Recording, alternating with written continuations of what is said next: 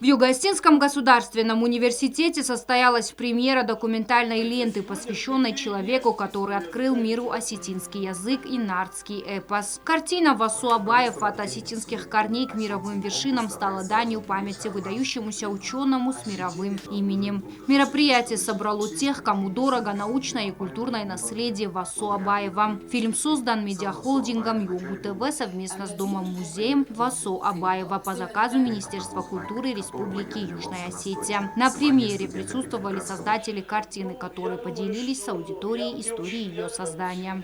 В 2020 году вышел в свет трехтомник «Фан Васу» в 4 книгах. Авторы проекта – профессор нашего университета Зоя Александровна Битарти, госсоветник президента республики Кустак Арыдович Кучи. Получив это уникальное издание из рук Зои Александровны, я, конечно же, взялась знакомиться с его содержанием. Об этой незаурядной личности написано очень много. Вы увидите это, взяв в руки этот трехтомник. Но видеоматериала не так уже много. Но зная о его взаимоотношениях с коллегами из Южной Осетии, пришла идея снять фильм о его человеческом образе и творческом труде в воспоминаниях тех, кто был близок с ним, от схильвайском периоде его жизни.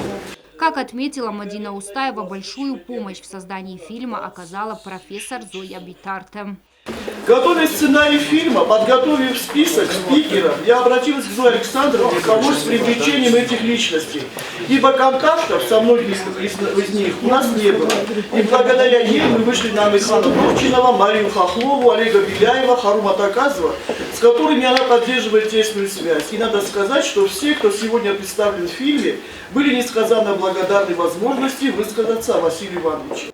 Документальная лента подробно рассказывает и о биографии Василия Ивановича от первых шагов в науке до признания на мировом уровне. Особое внимание авторы уделили трудам Васу Абаева. На экране зрители увидели фрагменты его научных работ, в том числе материалы, связанные с историко-этимологическим словарем осетинского языка, главным трудом всей жизни ученого. До сих пор в ираистике нет словаря, который был бы сопоставим со словарем Василия Ивановича Абаева в своей точности, подробности, а также в сочетании нескольких словарей в одном. Потому что это и словарь осетинского языка, там очень хорошее описание семантики слов, богатый иллюстративный материал и из классической литературы, и из фольклора, и кстати, из переводов Евангелия. Вот это, мне кажется, тоже характеризует личность Ивановича, потому что он старался, у него очень часто именно идут цитаты из Евангелия.